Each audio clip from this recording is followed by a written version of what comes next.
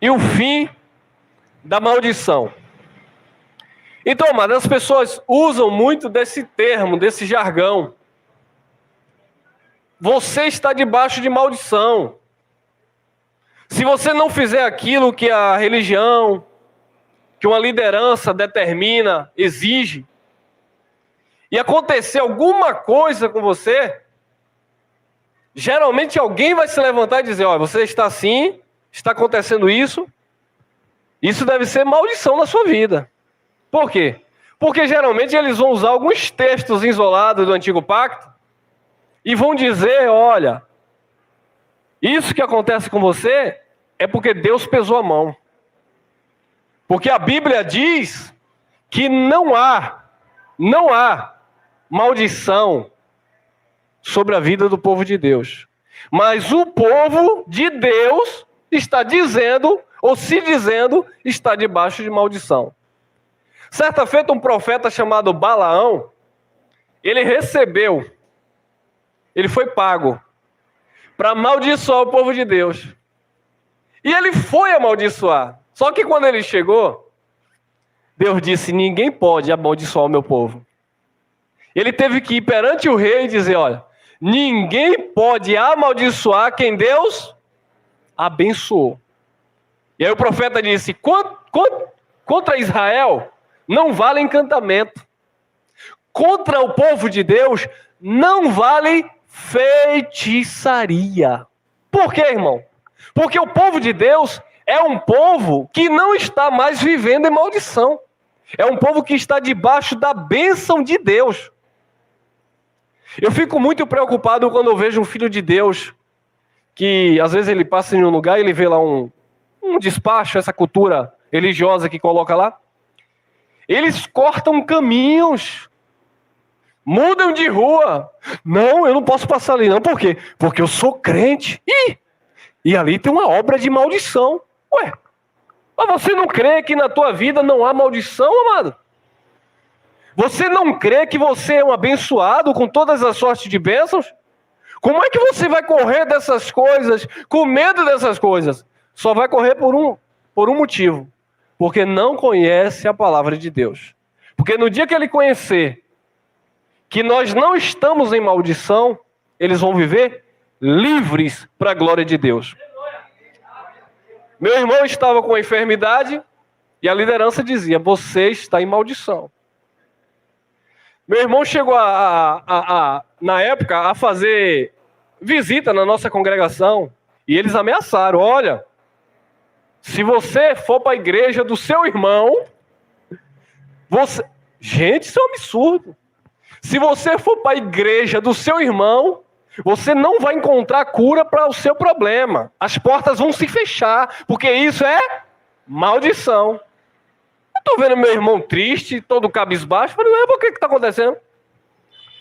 É porque o meu pastor me ameaçou. Ele disse que se eu for na sua igreja, se eu for visitar vocês, porque eles não concordam com o ministério de vocês, então Deus não vai abençoar e eu vou ficar doente e eu não vou ser tratado. Eu falei, a partir de hoje você não pisa mais o pé naquele lugar de feiticeiros. Eu não estou dizendo que você fique em congregar comigo, mas você conhece a palavra. Isso é mensagem psicológica, carnal, maligna, para escravizar o povo de Deus. Não passou 2 semanas. Meu irmão conseguiu tratamento, fez cirurgia, está bem, e hoje se reúne conosco. Mas eles ameaçaram psicologicamente. Simplesmente pelo fato do meu irmão visitar a nossa congregação. Você não pode ir ali, porque o pastor não deu carta. Você não pode viajar sem a bênção do pastor, porque é o pastor que vai te abençoar. Como?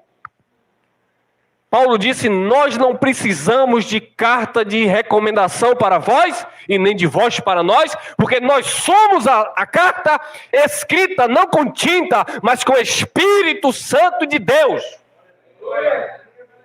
Não há maldição na vida do povo que crê em Jesus como seu Senhor e Salvador. Mas vamos comparar na palavra A cruz, amado, e o fim da maldição. Porque toda maldição espiritual, como eles falam, ficou na cruz. Por quê? Porque havia uma maldição no antigo pacto. É por isso que Paulo diz aos Gálatas, capítulo 3, versículo 10, que todos aqueles que são das obras, da onde? Da lei, eles estão debaixo de maldição. Quem pratica a obra da lei ou a obra do judaísmo está vivendo debaixo de maldição. Mas Cristo resgatou o seu povo da maldição. Olha lá. Gálatas, capítulo 3, versículo 13. Cristo nos resgatou da maldição, da onde? Da lei. Fazendo-se o quê? Maldição por nós. Vamos explicar isso aqui. Primeiro ponto. Nos aqui não é nós. Porque nós não vivíamos debaixo da lei. Nos aqui, Paulo está falando dele e com aqueles que viveram na época de Paulo. Porque viveram a transição da lei. Paulo viveu na antiga aliança e ele também viveu a nova aliança. Os ouvintes de Paulo, eles viveram antes e depois da cruz. Então aqueles que estavam antes da cruz, eles estavam debaixo de quê? Está entendendo? Essa era a maldição espiritual que havia sobre o povo de Deus, a lei. Porque quem não cumprisse a lei à risca, estava debaixo de maldição. Tiago 2,10. Se o homem tropeçar em um só ponto da lei, ele é transgressor de toda a lei. Portanto, ele é maldito, porque ele não cumpriu a lei. Visto que o homem não conseguia cumprir a lei, que consistia em 613 mandamentos, hoje é fácil alguém dizer que cumpre a lei porque guarda o sábado. Hoje é fácil dizer que cumpre a lei porque alguém dá dízimo na igreja dizendo que é para Deus. Hoje é fácil dizer que está cumprindo a lei porque está fazendo jejum judaico. Mas isso não é cumprir a lei. A lei era constituída por 613 ordenações. Então é por isso que nesse ministério você não vai fazer jejum que era da lei. Porque se você faz jejum, você está debaixo de... que era da onde? Da lei. Por isso que aqui você não vai dar o seu dízimo, porque o dízimo era da... Se você fizer aqui, você está se colocando debaixo de maldição. Então Paulo está dizendo, Cristo nos resgatou da maldição, da lei, fazendo-se maldição por nós. Jesus fez-se, ou foi maldito por causa do seu povo. Se fez maldito por causa do seu povo. Porque está escrito. Paulo estava falando alguma coisa dele ou estava escrito? É Paulo que falou. Porque está escrito, maldito todo aquele que for pendurado no madeiro. E agora? A pergunta é, você está debaixo de maldição? Não. E por que as pessoas insistem em tudo que acontecer com você dizer é maldição? Ó, irmão, isso aí é maldição hereditária.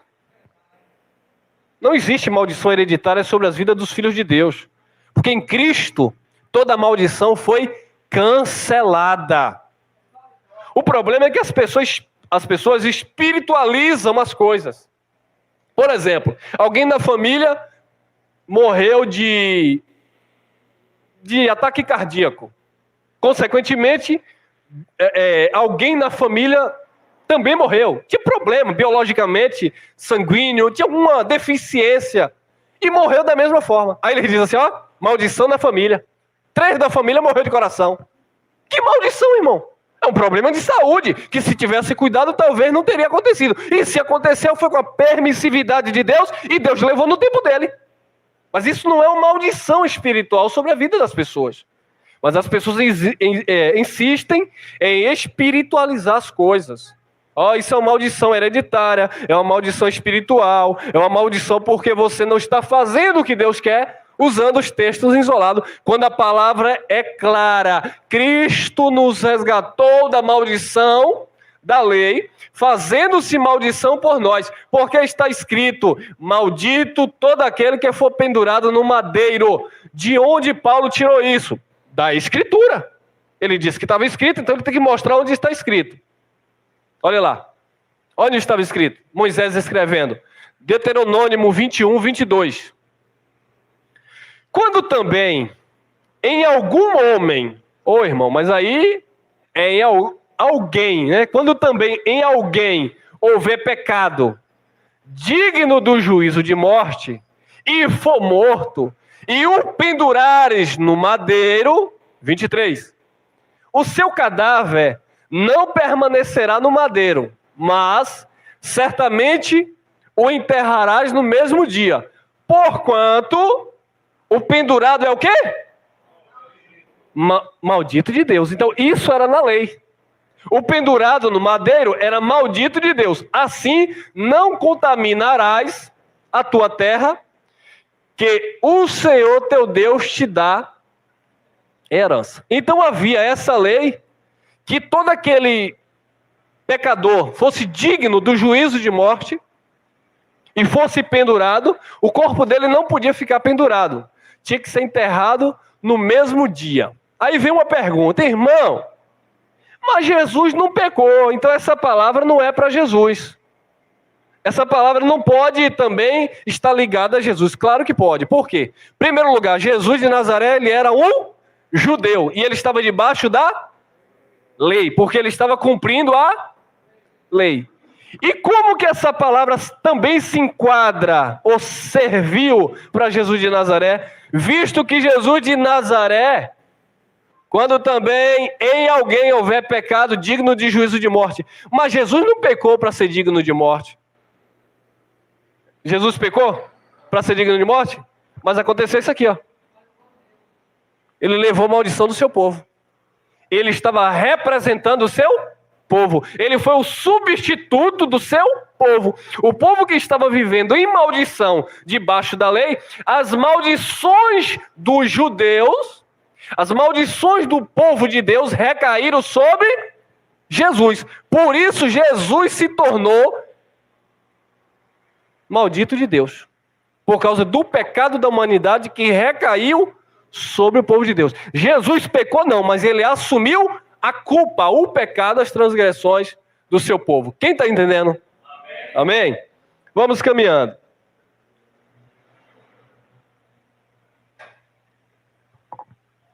Assim, não contaminarás a tua terra, que o Senhor Deus, teu Deus, te dá em herança. Zacarias 13, 7. Ah, mas esse texto aqui é muito distorcido na religião. Aí a liderança reúne, principalmente os obreiros. Olha, vocês têm que carregar o pastor de vocês no colo. Vocês têm que... Cadê a irmã? A irmã saiu aí. Tem que trocar os pneus do carro do pastor. Tem que carregar o pastor. Aí se você fizer alguma coisa que ferir o pastor, aí ele usa esse texto aqui, ó. Olha como é que eles usam. Zacarias 13, 7. Ó espada, desperta-te contra o meu pastor e contra o homem que é o meu companheiro, diz o Senhor dos Exércitos. Aí eles usam essa parte A aqui, B. Fere ao pastor e espalhar-se-ão as ovelhas, mas volverei a minha mão sobre os pequenos. Quem era o pastor que seria ferido? Cristo, e não o pastor Elcio. Ah, irmão, você me feriu. E se vocês me ferirem, as ovelhas vão se dispersar. Se dispersar para onde, meu irmão? Se você está na palma da mão de Deus e ninguém te tira dela. Ninguém pode fugir do Espírito Santo. O salmista disse, para onde fugirei da tua presença? Se eu subir o céu, tu aí estás. Se eu descer nas profundezas, a tua mão ali me alcançará. Nada está oculto aos olhos do nosso Deus. Mas ele diz, olha, cuidado, porque se você ferir o pastor, eu não vou poder te pastorear mais, então vocês vão se dispersar. Usando o texto fora do contexto. Porque esse texto se refere a Cristo, o pastor das nossas almas. E o pastor foi ferido? E as ovelhas se dispersaram. Olha lá. Isaías 53, 3. Antes de ler esse texto, esse contexto, eu quero deixar aqui para aqueles que vão entrar no canal, e talvez aqui entra um que tem um pensamento judeu. O cântico do servo sofredor de Isaías 53, os judeus que não creem em Jesus Cristo, eles não veem falando do Messias aqui. Eles dizem que o servo sofredor desse cântico aqui se refere a um povo, a Israel, e não a uma pessoa, a Jesus. É por isso que Jesus veio para os seus e os seus não receberam. Não todos, né? Mas a maioria não receberam Jesus, e até hoje, se você for lá em Israel, a maioria eles têm Jesus como herege, Jesus como um falso. Outro dia eu abri uma mensagem no YouTube para pesquisando o que é que os judeus autênticos pensam de Jesus. É incrível, amado. Eles acham que é o pai do cristianismo, eles chamam de um profeta falso. Alguns consideram ele até um profeta menor, mas eles não veem Jesus divino, eles não veem Jesus como filho de Deus, eles não veem Jesus como o próprio Deus. Então, eles entendem, né? E os estudiosos que analisam dentro da cultura judaica também pensam desta forma, veem dessa forma, e a gente está aqui para respeitar, mas colocar também o nosso posicionamento, porque aí entra a fé. Eles entendem que o servo sofredor de Isaías 53 não se refere a Jesus, se refere ao povo de Israel. E nós vamos explicar por quê. Isaías 53, 3. Era desprezado e o mais rejeitado entre os homens. Então está falando de um homem, de uma pessoa. Homem de dores e experimentados nos trabalhos. E como de quem os homens escondiam o rosto. Era desprezado e não fizemos dele caso algum. Observe que o profeta Isaías está profetizando 700 e poucos anos, 730 anos, antes de Jesus nascer. E ele já estava dizendo que Jesus ia ser o quê? Desprezado. Então como é que ele não está falando de Jesus? É claro que ele está profetizando de Jesus, porque o mesmo Isaías já tinha profetizado no capítulo 9, que um filho o menino se nos deu. E o principado e a potestade estava sobre seus ombros, e o seu reino perdurará eternamente. Então Isaías estava falando sim de Jesus, mas os judeus entendem que Isaías estava falando do povo, do judeu, como servo sofredor. Então Isaías diz, se não fizermos dele caso algum. Tanto é que Jesus, na noite que foi traído, o traidor Judas, teve que fazer o quê? Dar um beijo, para sinalizar quem era Jesus. Porque Jesus era muito comum com os judeus. Não havia nele uma beleza exterior para que diferenciasse dos demais judeus. Quer dizer, a igreja romana criou aí um Jesus do cabelo loiro, olhos azuis, um Jesus de Hollywood que chama atenção. Mas o Jesus judeu não, era uma pessoa simples, né? Talvez barbudo, cabeludo, narigudo e de uma pele bem avermelhada. Então não havia nele uma beleza externa. Por isso que o profeta disse que ele era desprezado. Para levarem ele lá do Getsêmani, Judas disse, é aquele que eu dei um beijo. Imagina que se Judas desse um beijo em Pedro, quem ia no lugar de Jesus? Pedro. Porque os soldados romanos não distinguia quem era Jesus. Porque o que fazia diferente de Jesus não era a sua aparência física. E os religiosos ficam aí, pastor, você está pregando sem terno e gravata, então você não é crente. A irmã está de calça, então a irmã não é de Deus. Não, meu amado. Porque Jesus não olha se você está de terno, gravata, se está de calça, de saia. Jesus olha o teu coração. Foi isso que ele falou de Davi. Deus não olha como olha o homem olha o exterior. Deus olha o coração, a mente e o espírito. Ele é digno. Quantas vezes na religião eu tinha que me empacotar todo? Eu fui convidado para pregar em uma certa denominação. Eu estava de camisa, manga comprida, de calça social. Mas não trouxe paletó, não prega. Hã? É porque a roupa... então você quer se vestir igual a Jesus? Então você vai ter que colocar um vestido, porque Jesus andava de quê? De vestido. Qual era a diferença das vestes de Jesus para as mulheres? A única diferença era a cinta na cintura, mas era um vestido. É por isso que na lei de Moisés já dizia que a mulher não deveria se vestir igual o homem. Por quê? Porque se a mulher colocasse o cinto, iria ficar parecida com o homem. E se o homem tirasse a cinta, ficaria parecido com a mulher, porque era vestidos. A diferença era a cinta. Mas hoje não, as pessoas estão dando crédito à sua roupa, ao seu anel de teologia. Meus amados, estamos livres dessa religiosidade.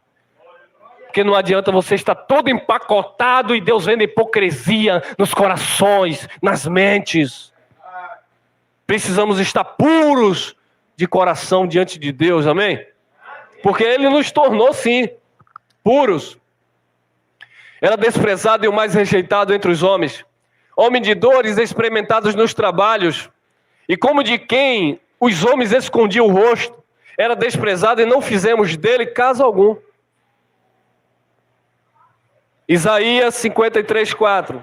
Verdadeiramente, Isaías era o quê? Um judeu profetizando acerca do Messias, que os judeus entendem que era acerca do povo de Israel.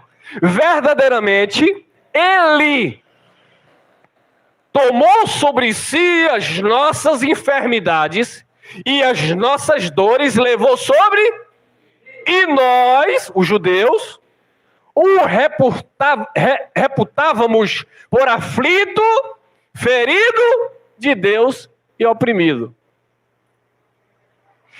Verdadeiramente o profeta está falando. Ele, essa pessoa, tomou sobre si nossas enfermidades. Outra coisa que eu preciso explicar para os amados. Já falei em outras mensagens. Eu vejo uma grande ignorância. Crente usando esse texto para não querer ir no médico e nem tomar um medicamento. Eu ir no médico? Eu tomar vacina? Eu não. Jesus levou sobre si as minhas dores e enfermidades. Sabe de nada, inocente. Aí você vai entrar em contradição com Deus e vai discutir com Deus. Quem aqui sente dor de cabeça? Quem aqui sente o mal-estar? Todos nós. Quantos cristãos não já morreram de algum tipo de doença? E aí? Quantos cristãos não morrem por algum tipo de acidente? E aí? Não, irmão, mas Jesus levou sobre si as nossas dores e enfermidades. O senhor nunca leu a Bíblia, não? Já li. Só que você leu e não entendeu. Dores e enfermidades aqui não está falando de dores e enfermidades físicas, que é da nossa natureza humana, que todos nós estamos sujeitos a ter. Enfermidades aqui, dores aqui, está falando de jugo de escravidão do povo de Deus que viveu debaixo da lei. Enfermidade aqui era as maldições que havia onde? Na lei. Deuteronômio capítulo 28. Se o homem fizesse o bem, ele era abençoado no campo, na cidade, em todo lugar que ele andasse. Se o homem fizesse o mal, ele era o quê? Amaldiçoado. Isso era onde? Na lei. Então, na lei era assim. Quando não seguia a risca, era amaldiçoado. Quando ele obedecia, ele era abençoado. Na graça de Deus não é assim. Porque na graça de Deus, na nova aliança, nós entendemos que Jesus Cristo, ele já havia se tornado maldito e levou as dores e as enfermidades do seu povo. Não é dores físicas que todos nós sentimos. Ô irmão, então você não crê que Jesus cura, restaura a saúde? Claro que eu creio, irmão. Você não crê que Jesus cura um aidético, alguém com câncer? Claro que eu creio, irmão. Claro que Jesus cura. Mas eu não posso pegar esse texto e usar e aplicar como uma doutrina, que Deus vai ter que curar todo mundo porque está escrito, porque aí eu estou distorcendo o texto. E aí muitas pessoas se tornam frustradas decepcionadas com Deus. Por quê? Porque querem usar textos isolados para fazer doutrina para a sua vida. E aí não serve. Senhor, Ana pediu a Deus um filho, Deus deu. E é obrigado você pedir, Deus ter que te dar? Senhor, mas Gideão... meu, não tem como não falar disso.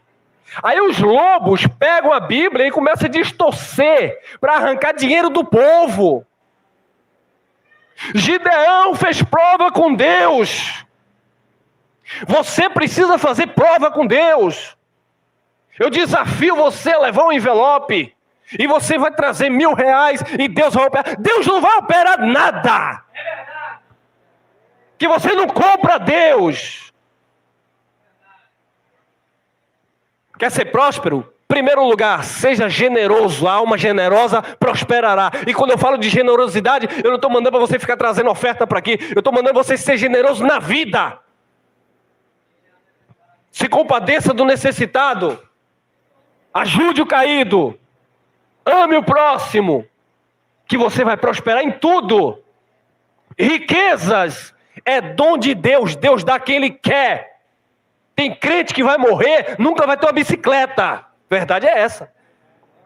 E tem ateus que não creem em Deus e vai morrer milionários. E quem deu? Deus. Deus que deu. Porque tudo é Deus. Mas não, eles pegam a Bíblia. Eu desafio você a fazer prova com Deus, como Gideão fez. Aí começa a usar os personagens da Bíblia. E depois ele diz, e se você fizer e Deus não lhe der, eu vou botar Deus na parede. Me perdoa a expressão, mas é uma palhaçada o que estão fazendo com o Evangelho de Jesus Cristo. Jesus não te cobrou nada para te abençoar, mas as pessoas estão sendo pedágio.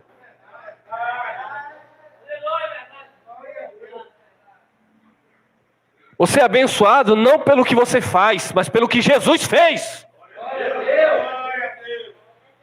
Que foi Ele, já estava profetizado. Ele tomou sobre si as nossas enfermidades, as nossas dores, levou sobre si nossas, do judeu que estavam vivendo debaixo da lei. Nós já nascemos debaixo da graça. Você não nasceu enfermo espiritual, coisíssima nenhuma.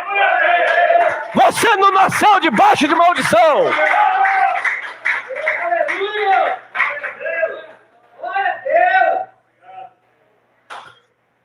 Ô irmão, por que tu prega gritando assim? Como é que não grita com uma palavra dessa, irmão? Essa palavra queima no nosso espírito, amado. Chega de engano, de mentira. A coitada da irmã está passando fome, mas tem que dar o 10% na igreja. E se ela não der, o pastor diz, está amaldiçoada por Deus. É a oferta da viúva. Tem que dar seu salário. Tem que sacrificar o seu benefício aí. Gente! Não, amados, vocês que estão acompanhando, vocês que estão aqui presentes, não caia nessa. Vocês já são abençoados pelo que Cristo fez. Não há maldição na sua vida. Olha lá. Isaías 53:5. Interessante que quando a gente fala dessas coisas, alguém vai lá no comentário e diz assim: vocês dizem que não é para ajudar no ministério, que não é para ajudar, como eles falam, né, na igreja. Uma coisa não tem nada a ver com a outra, amado. Eu estou falando que não é para ameaçar e não é uma lei de imposição, de cobrança. Há uma voluntariedade no nosso meio. Eu não estou dizendo que não existe gastos. Eu não estou dizendo que não existe algumas necessidades que precisamos contar com a ajuda dos irmãos. E os irmãos sabem muito bem do que eu estou falando. Mas não é obrigação, não é debaixo de ponta de faca, não é para você tirar o dinheiro da tua cesta básica para dar aqui no ministério, não. Deus não vai tomar o que Ele te deu para você dar para o ministério do pastor Elson e você ficar passando fome em casa.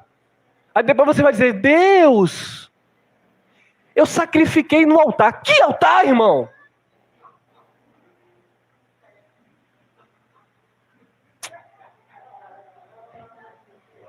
Senhor, eu fiz um voto. Que voto, irmão? Você contribui aquilo que está no teu coração segundo aquilo que Deus te deu condição para fazer. Você não vai fazer o que você não pode fazer, irmão. Porque quando eu estava na religião era assim, olha, só tem o dinheiro de pagar a água e a luz. Em primeiro lugar, o de... E quem é Deus? Deus está pedindo teu dinheiro? É claro que o pastor quer botar no bolso dele. Aí chega lá e ó, corta a sua luz. Ô Jesus, cortaram minha luz, mas ainda bem que a tua palavra diz que tu é a luz do mundo. Não, eu sou luz do mundo e tu é a luz que está em mim. Então, pode cortar, Jeová. O importante é eu obedecer a tua palavra. Aí Jesus olha, ô meu filho, ô minha filha, tu deixou cortar a luz para dar lá na instituição religiosa? Faça isso não, irmão. Paga a sua luz. Compra seu Danone. Compra sua comida. E Deus vai te dar condição para você comer e semear. Sem pressão psicológica. E quanto mais você faz com entendimento em Cristo, mais e mais você vai ter, não porque você está cobrando de Deus, mas porque Deus, Ele vê a tua generosidade e Ele derrama sim, independente da tua capacidade de fazer voto, de pagar promessa. Não tem nada disso, irmão. Ele faz em nossas vidas porque Ele é bom, porque Ele é maravilhoso.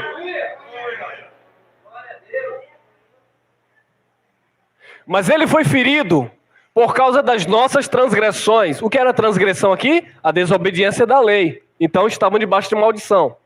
E moído por causa das nossas iniquidades. Olha lá, iniquidade. O castigo que nos traz a paz estava sobre ele. E pelas suas pisaduras fomos...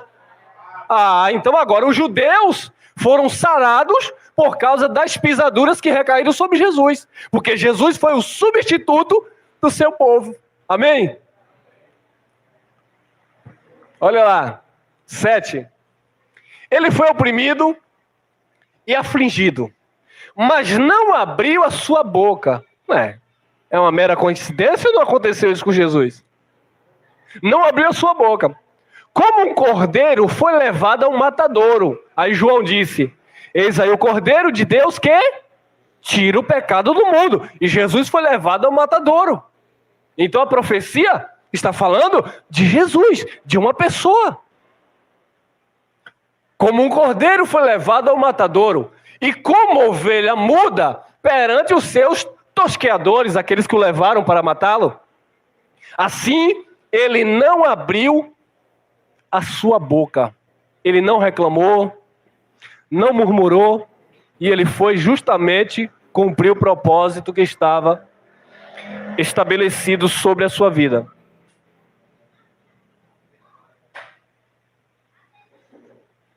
E isso aqui é uma profecia. Antes de Jesus, 700 e poucos anos. Vamos lá. 8. Da opressão e do juízo foi tirado. E quem contará o tempo da sua vida? Porquanto foi cortado da terra dos viventes. Pela transgressão do meu povo, ele foi atingido. Quem é o povo de Isaías? O judeu. Então Isaías está profetizando que alguém foi ferido e foi morto por causa da transgressão daquele povo. Não dos gentios, mas dos judeus. Então eles estavam todos debaixo de maldição e o profeta estava dizendo que alguém ia assumir o lugar do seu povo, se tornar um maldito de Deus. Vamos lá. 10. Todavia ao Senhor, interessante.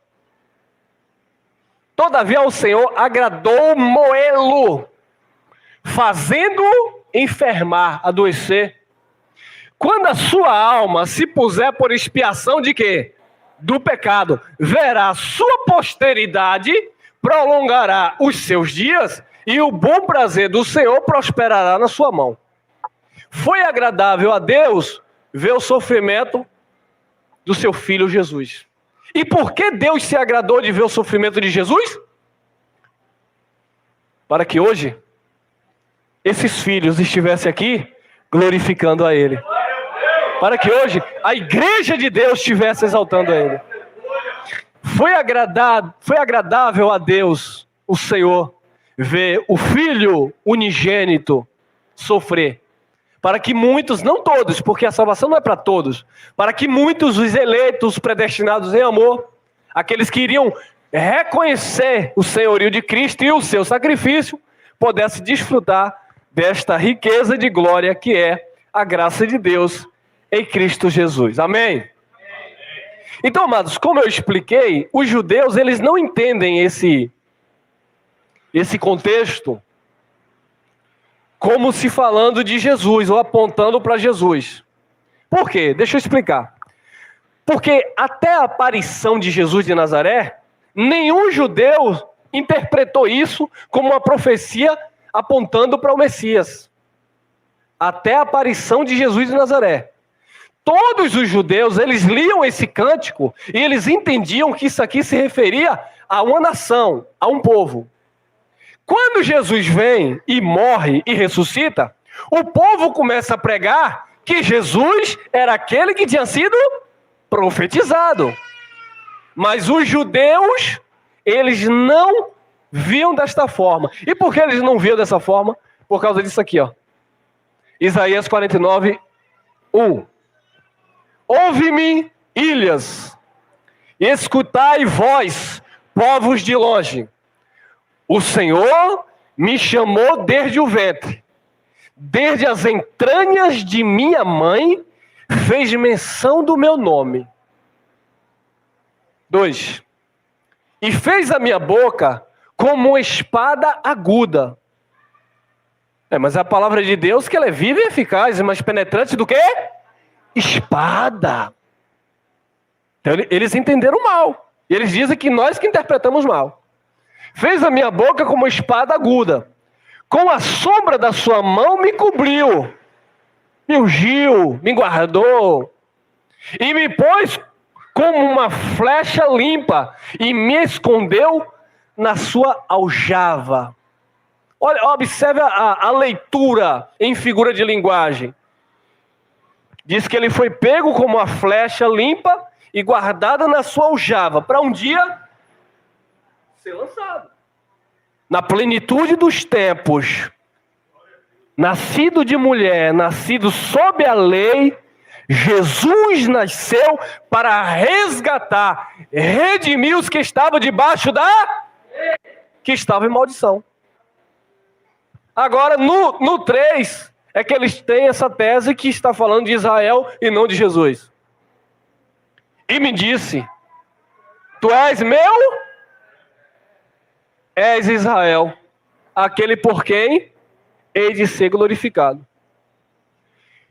Então, eles entendem que aqui também é um cântico, e eles entendem que o cântico de Isaías 53 também se refere à nação de Israel como servo, e não como o Messias Salvador. Então existe aí essa interpretação diferenciada dos cristãos para os judeus. Os judeus, eles entendem que o servo sofredor de Isaías 53 é Israel, a nação de Israel. E os cristãos entendem, como nós, que o servo sofredor de Isaías é o próprio Jesus, amém? Mesmo porque Jesus, ele era o quê? Judeu. Então ele era representante direto de Israel. Porque ele disse para a mulher samaritana, vocês adoram que vocês não conhecem, mas a salvação vem de quem? Do meu povo, Israel.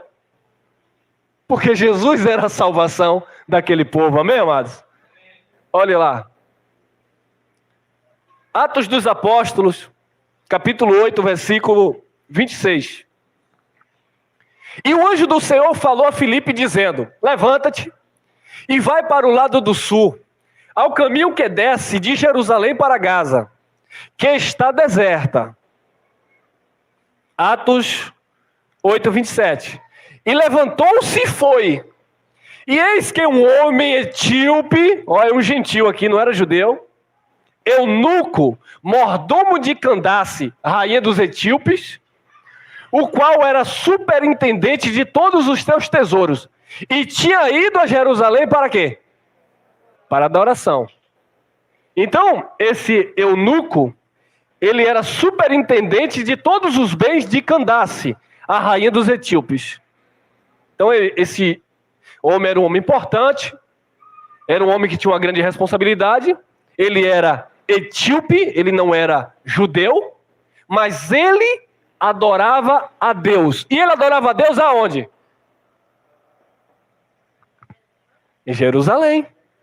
Porque o conceito de adoração para os judeus era no templo. É por isso que Jesus de Nazaré, no confronto ali com a mulher samaritana, ela diz assim: nós samaritanos adoramos aonde? O que é que os crentes estão fazendo no monte de Itapuã, dizendo que está adorando a Deus? Ô glória! Amanhã eu estou indo para o monte. Tu está indo para o monte fazer o quê, meu amado? Deus não está no monte. Quem adorava a Deus nos montes eram os samaritanos. Fazer igual a Geraldo.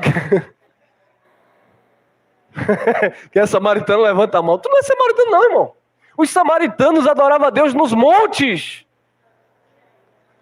Aí a mulher disse: nós adoramos a Deus nos montes. Vocês, judeus, adoram onde? Em Jerusalém. Qual foi a resposta de Jesus para ela? A hora vem, ou dias virão, em que os verdadeiros adoradores não é assim. Não adorarão nem no monte e nem, mas em todo lugar, porque nós adoramos em espírito e em verdade.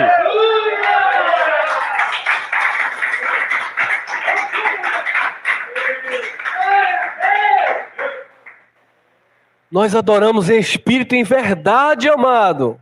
Não é mais nos montes, porque era costume dos samaritanos. Também não é em Jerusalém, que era costume do judeu. Os filhos de Deus, os verdadeiros, ele disse. Os verdadeiros adoradores adorarão em espírito e em verdade. Você está aqui, você está adorando. Você está louvando. Você está na sua casa, você está adorando, você está louvando. Aí os homens da religião ficam perturbados com essa mensagem. Por quê? Porque eles já estão pedindo a Jeová para essa situação aí de saúde pública passar, para eles levarem de novo o povo para a escravidão, para debaixo dos seus pés. Venha para a casa de Deus. Na quarentena tem muito crente desviado, porque não quer vir mais para o templo. Que templo, irmão? Você é o templo do Espírito Santo. Você não veio para aqui para adorar Deus nesse lugar, porque esse lugar aqui não é a casa de Deus. Nós estamos reunidos, a igreja é que é a casa de Deus. Será que é difícil entender isso, irmão? Meu Pai do céu. Irmão, mas se você pregar assim, os irmãos vão deixar de congregar. E sim, eu vou fazer o quê? Não vão deixar de congregar porque nós congregamos em Cristo. Se vão deixar de se reunir, é porque não gostam de se reunir. Se nós estamos aqui reunidos, é porque nós queremos estar reunidos para ouvir uma palavra dessa que, infelizmente, aí fora é bem difícil ouvir, irmão. Quando eu falo aí fora, eu falo no sistema religioso. É complicado.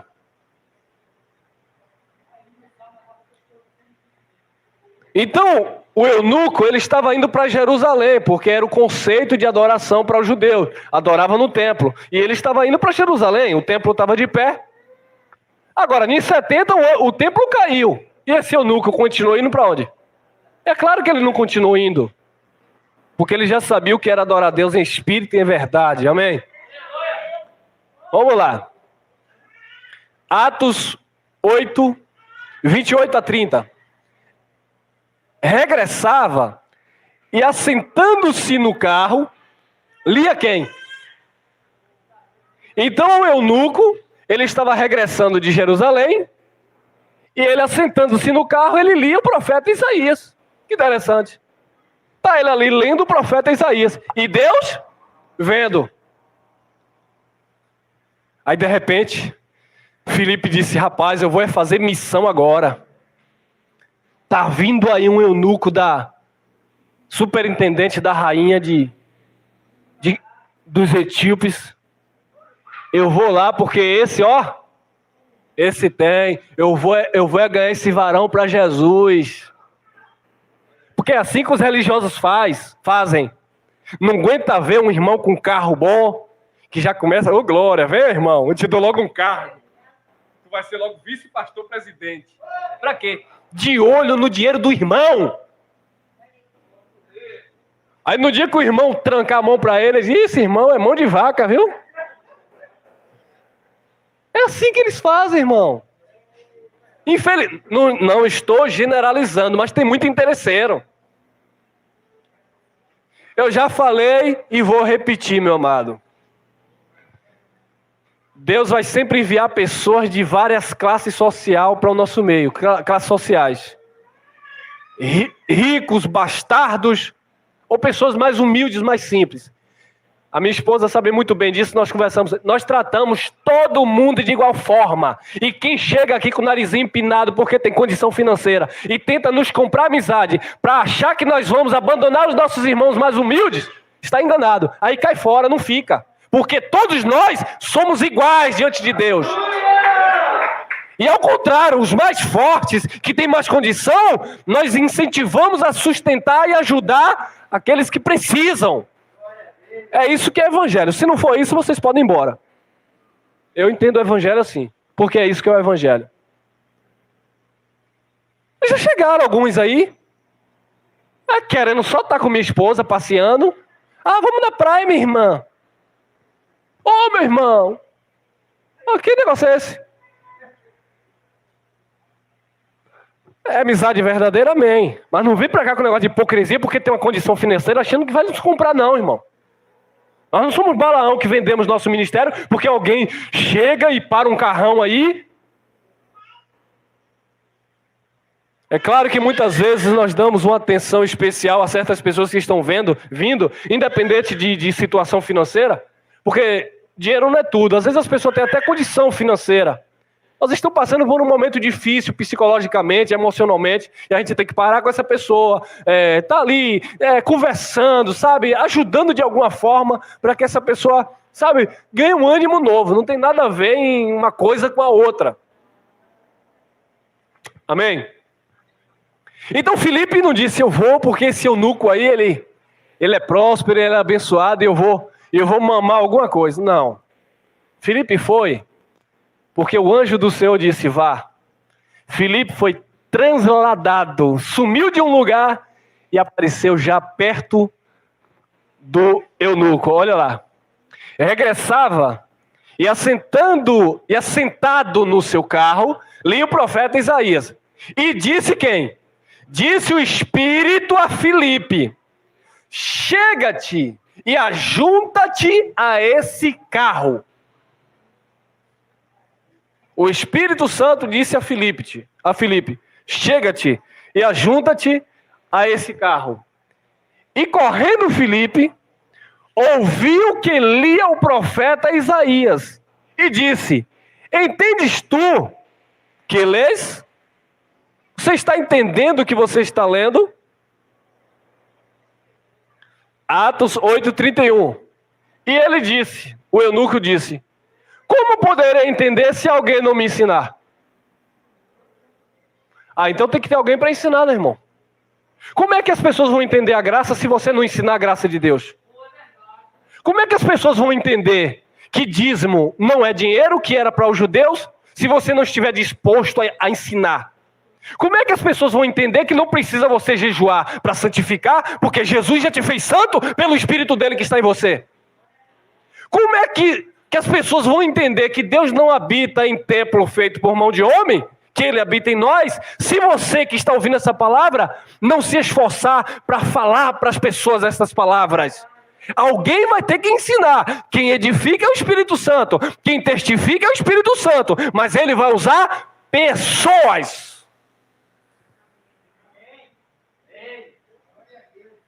Se você não ensinar que Deus não está em um lenço como eles fazem, como é que o povo vai se libertar disso?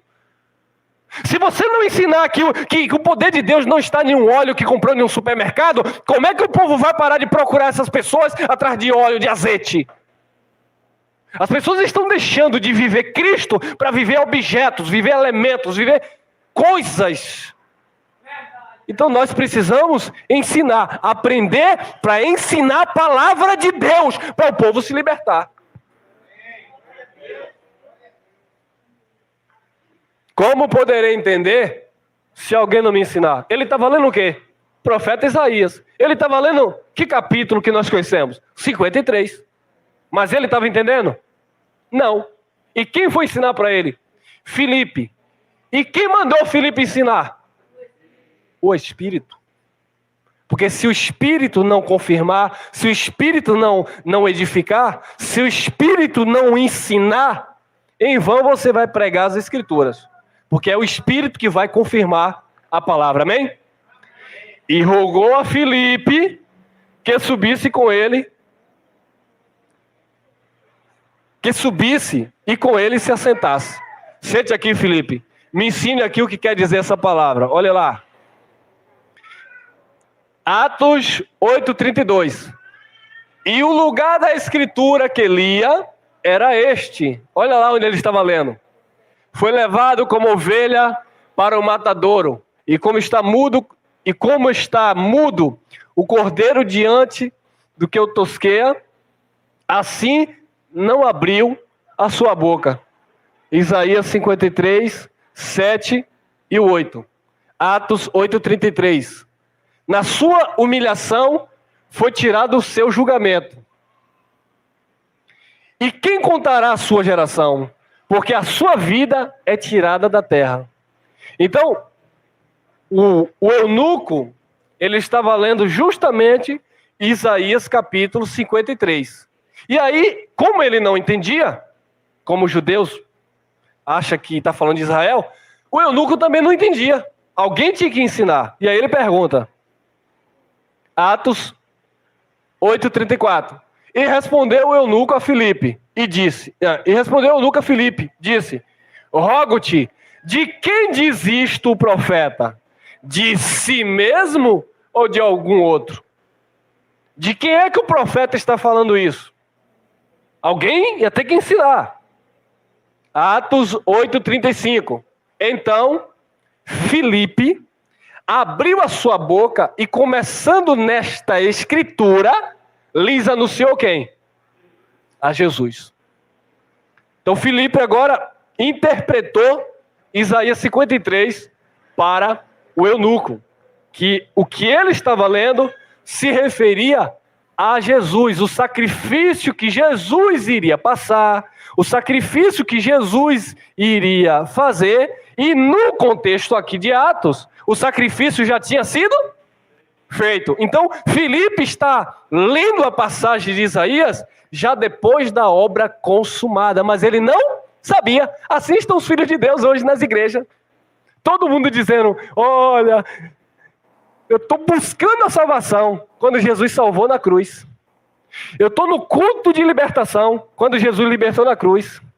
Eu estou buscando o poder do Espírito quando Jesus já derramou na sua morte, quando ele desceu. Tudo já está consumado, tudo já está em você, e os crentes hoje, no século 21, estão buscando aquilo que já foi realizado há mais de 2020 anos atrás. Então alguém, amado, vai ter que ensinar. Olha que profecia interessante, acontecimento histórico. Números 21:6. Olha lá. Então o Senhor mandou entre o povo serpentes ardentes, que picaram o povo, e morreram muita gente em Israel. O povo começou a desobedecer, começou a questionar a autoridade de Moisés na época, começou a questionar que não foi Deus que tinha enviado Moisés, começou a dizer, você nos tirou do Egito, onde nós tínhamos lá o nosso repolho, a nossa sopa de cebola, e agora nós estamos aqui nesse deserto passando fome. O povo começou a murmurar contra Moisés. Quando Deus viu aquilo, Deus pesou a mão serpentes. A serpente começou a picar o povo começou a morrer. Irmão, a lei, o negócio era sério. Então valorize a graça, o favor imerecido. Porque na lei, nós pelos feitos estaríamos mortos. A graça, Jesus morreu pelo seu povo. Então Deus liberou serpente que mordia, picava as pessoas. E as pessoas morriam. Número 21:7. Por isso o povo veio a Moisés e disse: havemos pecado, porquanto temos falado contra o Senhor e contra ti. O povo reconheceu. Ó Moisés, nós falamos contra o Senhor, Deus, e falamos também contra ti. Nós não concordamos nem com o Senhor e nem contigo, Moisés. Nós pecamos. Ora ao Senhor, que tire de nós estas serpentes. Observe, amado, que a serpente, na cultura judaica, ela tem todo um simbolismo, um significado de perversidade, de maldade. Foi a serpente no Éden que fez a queda do homem. Porque ali é uma figura de linguagem, não é no sentido literal. Não era uma cobra que estava possuída por Satanás. Era uma figura da malícia, do mal. A serpente peçonhenta, venenosa. Por isso que quando João Batista está batizando, ele diz para aquele público que estava ali criticando: raça de serpentes. Mas o povo era serpente? Os fariseus eram serpente? Então aquilo é uma força de expressão. Raça de víboras, raça de serpente. Vocês são venenosas. Vocês picam as pessoas, vocês matam as pessoas.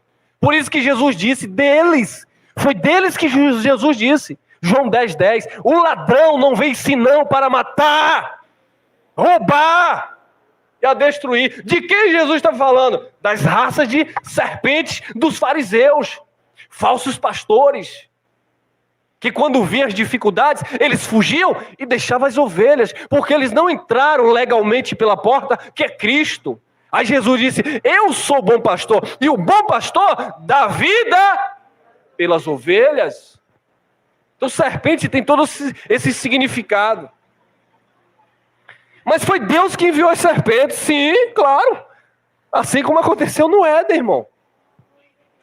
Por isso o povo veio a Moisés e disse: havemos pecado, porquanto temos falado contra o Senhor e contra ti. Ora ao Senhor, que tire de nós estas serpentes. Então Moisés orou pelo povo. E o que aconteceu? Quando Moisés orou pelo povo, e disse o Senhor a Moisés: faze-te uma serpente ardente. Interessante que a serpente na medicina, né? É um símbolo, né? É um símbolo da medicina, né? A serpente. Aquela serpente na espada, se eu não me engano. Então, disse o Senhor a Moisés: faze-te uma serpente ardente. O Senhor enviou a serpente para picar o povo. Quando Moisés orou intercedendo pelo povo, Deus disse: Moisés, faça uma serpente ardente, uma serpente de bronze, de metal, e põe-na sobre uma haste. Amado, essa questão de arte aqui é bem interessante. Há uma controvérsia sobre a crucificação de Jesus. Jesus, eu entendo, eu acredito que Jesus não foi, desculpa a redundância, ele não foi crucificado assim. Tá? Quando a gente fala de cruz, lembra logo disso aqui. Na tradição dele, geralmente, o tronco, o madeiro, como Pedro relata, não era propriamente dito uma cruz, mas era uma haste, uma madeira, onde eles prendiam a mão das pessoas e os pés. Então existe aí, historicamente falando, isso não altera em nada o que Jesus fez, tá bom? É só título de curiosidade. Irmão, Jesus não morreu assim, uma cruz mesmo, como a gente vê no desenho, porque a gente entende que uma cruz é isso. Jesus morreu assim, de braços abertos? Ou Jesus de fato morreu em uma haste, como era de fato a cultura lá dos pendurados no madeiro? Eu acredito que não foi assim, eu acredito que foi assim de fato. Até mesmo por essa ligação vertical, Deus com o homem, né? Eu acredito que tenha sido. Mas isso não altera em nada, tá bom, amado? Tem gente que vai discutir aí, não, eu acredito que foi assim. Eu acredito que foi assim. Não importa. É questão de tradição, ou tradução também, que a gente fica aí meio que voando nesse sentido. E disse o Senhor a Moisés: faze-te uma serpente ardente e põe-te sobre uma haste. Olha lá, então não teria que ser sobre uma cruz, então? Sobre uma haste, sobre um madeiro. E será, olha o que ia acontecer. E será que viverá todo que, tendo sido picado, olhar para ela. Então Deus envia as serpentes para matar o povo dele. Na lei. Deus enviou a serpente para picar o povo que estava pecando contra Deus e contra Moisés. E depois Deus, amado, Deus, presta atenção. Deus criou o problema, Deus criou a doença e trouxe. Quem está entendendo o manto? Porque Adão, ele desobedeceu porque não era para ele comer. Para com isso, irmão. Deus criou a doença e Ele mesmo criou a cura em Jesus Cristo. Deus criou Adão para cair. Porque Deus criou a serpente para picar no deserto. Depois Moisés orou e Deus mandou fazer uma serpente de bronze para curar os picados. Adão cai no Éden porque Deus fez para cair. Mas o segundo Adão é levantado na cruz. Glória a Deus. Deus cria a doença e cria a cura. Irmão, não concordo com isso. Não concorda com isso? Isaías 45, 7. Deus criou as trevas, criou a luz, o bem e o mal. Ele disse que fazia paz e causava guerra. Isaías 54, 16. Diz que Deus criou o ferreiro para soprar o fogo e fazer a sua ferramenta. E também criou o assolador para destruição. Provérbios 16:4. Deus criou todas as coisas, inclusive o ímpio, para o dia do mal. Eclesiastes 7:13. Não tem como não falar essas escrituras? Que atenta para a obra de Deus. Quem pode endireitar o que Deus fez? Então Deus cria Adão para cair.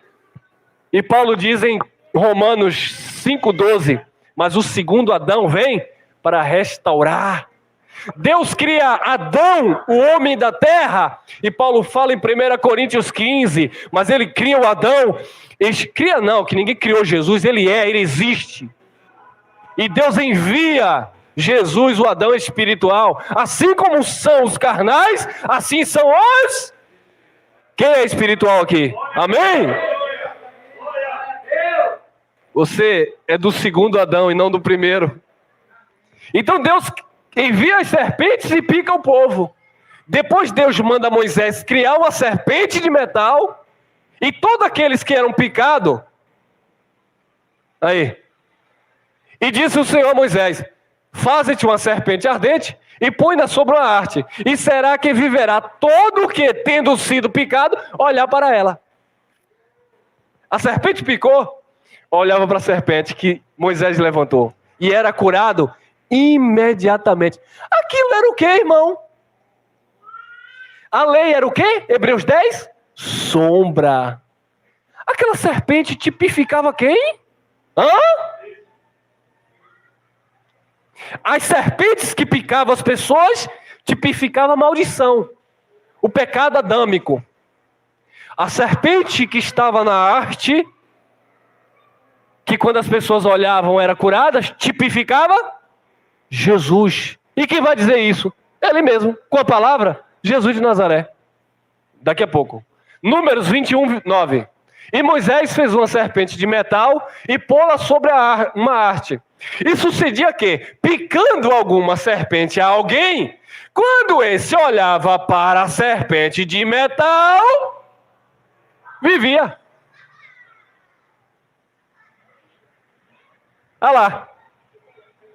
Olha lá para quem a serpente de metal fazia uma alusão.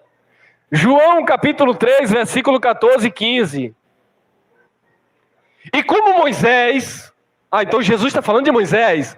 E como Moisés levantou a serpente no deserto, assim importa que o Filho do Homem seja como aquela serpente.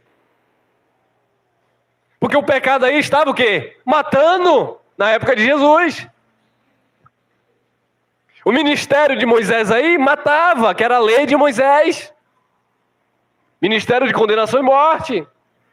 Então Jesus disse, como Moisés levantou a serpente, assim importa que o Filho do Homem seja levantado, para que todo aquele, não que olhar mais, não é olhar, porque Jesus agora não é visível, domingo vai vir uma bomba aí, porque Jesus não é para você ficar vendo, não é para você ficar tocando, não é para você ficar sentindo, é para você crer.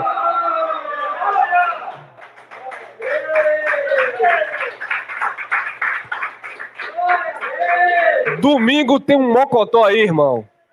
Então, diferente da serpente lá, que quem olhava era curado, Jesus não é você ficar olhando. Olha o quadro de Jesus de Nazaré. Ah, Jesus está vindo nas nuvens. Oh, glória. Eu estou esperando o Filho do Homem descer fisicamente. Como é que é? Não é para você ver não, irmão. É para você crer que ele já veio em juízo e glória.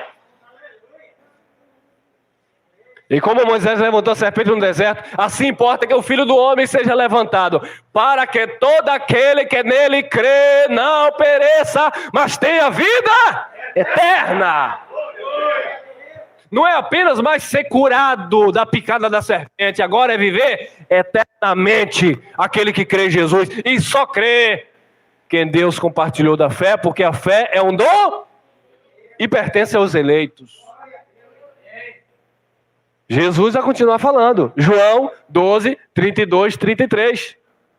E eu, quando for o quê? Levantado, falando da cruz, ou do madeiro. E eu, quando for levantado da terra, todos atrairei a mim.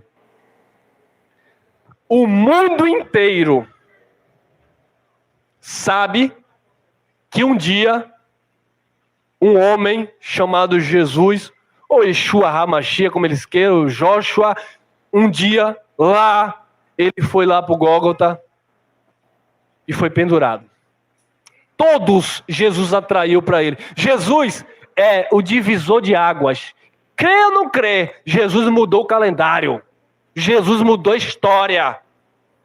Não tem como negar o que ele fez. E eu, quando for levantado da terra, da terra, todos atrairei a mim. Dizia isto, significando de que morte havia de morrer. Assim como a serpente foi levantada para curar os pecados, Jesus ia ser levantado da terra para salvar todo aquele que nele crê. Amém? 1 Pedro vai confirmar, 2,23, o qual, quando injuriavam, não injuriava. Pedro está mencionando Isaías 53, como Filipe, lá em Atos. O qual, quando injuriavam, não injuriava. E quando padecia, não ameaçava. Quando foram prender ele, Pedro pegou a espada e cortou a orelha de Malco. Jesus disse o quê? Embainha a sua espada. Porque com a espada fere, com a espada também vai ser ferido. Guarde essa espada. Ou tu pensas que se eu clamar ao Pai, Ele não envia aqui legião de anjos e me livra desse momento. É por isso que ele chama Pedro de Satanás. Para trás de mim, Satanás. Quando Pedro disse, não, Senhor, eu não vou deixar o Senhor morrer. Eu não vou deixar que lhe matem. Jesus disse, que é isso, Pedro? Para trás de mim, Satanás, com essa palavra oposta. Porque eu vou ter que morrer. E tanto é que o Pedro, de fato, ele disse que não ia deixar Jesus morrer. E quando Jesus vai ser preso, ele pega a espada e corta a orelha de Malco. Pedro era ousado, né, rapaz? Então Jesus já tinha repreendido. Para trás de mim, Satanás. Porque tu só compreende as coisas da terra, não compreende as coisas de Deus.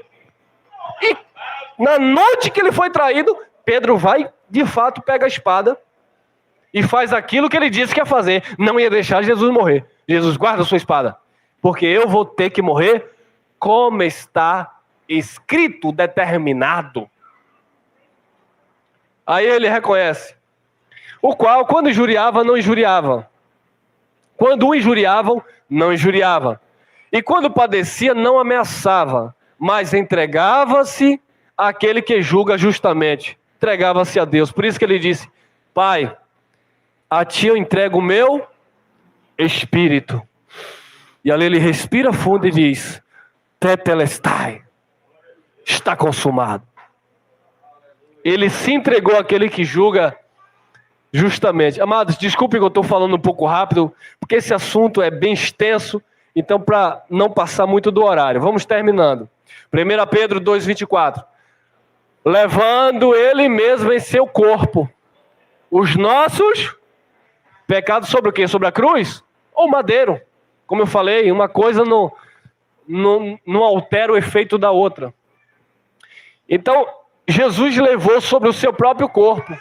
Pedro está falando os nossos pecados, pecado do judeu, ou daqueles que viveram contemporâneo a Jesus de Nazaré. Para quê? Mortos para os pecados. Você está morto para o pecado, irmão. Por isso que o pecado não tem domínio sobre vocês. Porque estamos mortos para o pecado, para os pecados. Pudéssemos viver para a justiça, e pelas suas feridas foste sarado. Pedro está repetindo a mensagem de Isaías 53. Tem a ver com ferida física? Não. Tem a ver com doenças físicas? Não. Mas sim com uma doença espiritual. Maldição que ficou na cruz. Ficou na cruz, irmão? Ah lá. Filipenses 2,8. E achado na forma de homem, humilhou-se a si mesmo, sendo obediente até a morte. E morte de quê? Ficou na cruz. O fim da maldição, amado, é a cruz. 1 Coríntios 2,2.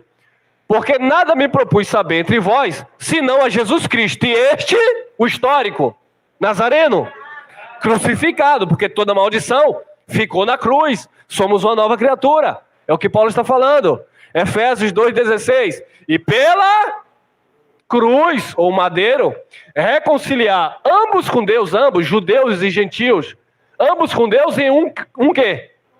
Em um corpo. A igreja espiritual, não é a igreja da esquina ali, a outra ali, a religião, não. A igreja de Deus, a igreja espiritual, o povo de Deus, é em um só corpo, em um corpo. Matando com ela as inimizades. Na cruz, Deus matou, destruiu as inimizades, aquilo que separava os povos.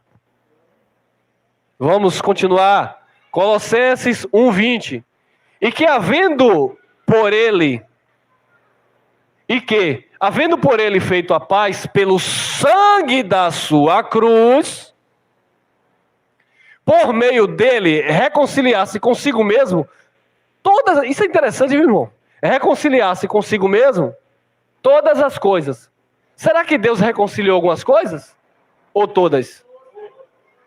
Tanto as que estão na terra, como as que estão nos céus. Eu até aproveito aqui para recomendar uma mensagem do nosso irmão Cristiano França. Todas as coisas estão já reconciliadas, se não me falha a memória, na terra como no céu. Ou seja, o céu e a terra já estão unidos. Já estão ligados. Não existe mais separação. Já estão reconciliados. Céus e terras. Amém? Colossenses 1:22. No corpo da sua carne, pela morte, para perante ele vos apresentar o quê? Pecadores, miseráveis, pobres, santos, irrepreensíveis e inculpáveis. Você está sem culpa diante de Deus, sem condenação diante de Deus, por causa da cruz, que é o fim da maldição. Amém? Tem mais? Colossenses 2,14. Havendo riscado a cédula que era contra nós, contra aquele povo que viveu debaixo da lei, nas suas ordenanças, a qual, de alguma maneira, era contrária, atirou do meio de nós, cravando-a na cruz. 1 Coríntios 1,18. Porque a palavra da cruz é loucura para os que perecem, mas para nós que somos é o poder de Deus, a palavra da cruz, amado. 1 Coríntios 1, 22 e 23. Porque os judeus pedem o quê? Sinal. Tem muito crente aí com a mente de judeu. Senhor, eu quero um sinal. Opera um milagre. Porque os judeus pedem sinal. E os gregos buscam sabedoria, ciência, se incham. Mas nós pregamos a Cristo crucificado, que é escândalo para o judeu e loucura para os gregos. E o contexto vai dizer, mas para nós é o poder de Deus. Vamos lá. Gálatas 6,14. Mas longe esteja de mim gloriar-me, a não ser na cruz de nosso Senhor Jesus Cristo, pela qual o mundo está crucificado para mim e eu para o mundo. Que coisa maravilhosa, irmão. Romanos 6,6. São textos que nós já conhecemos. Sabendo isto, que o nosso homem velho, a forma velha de servir a Deus na velha aliança, foi com ele crucificado, para que o corpo do pecado seja desfeito, para que não sirvamos mais ao pecado. O corpo do pecado dentro do judaísmo foi desfeito na cruz. Hebreus 9:26. De outra maneira, necessário lhe fora padecer muitas vezes desde a fundação do mundo. Mas agora, na consumação dos séculos... então a consumação do século não é no nosso futuro. Foi agora, na época que Paulo estava falando. Que foi dentro daquele século, dentro daquela geração. Mas agora, na consumação dos séculos, uma vez se manifestou para aniquilar, destruir o pecado pelo sacrifício de si mesmo. E encerramos aqui.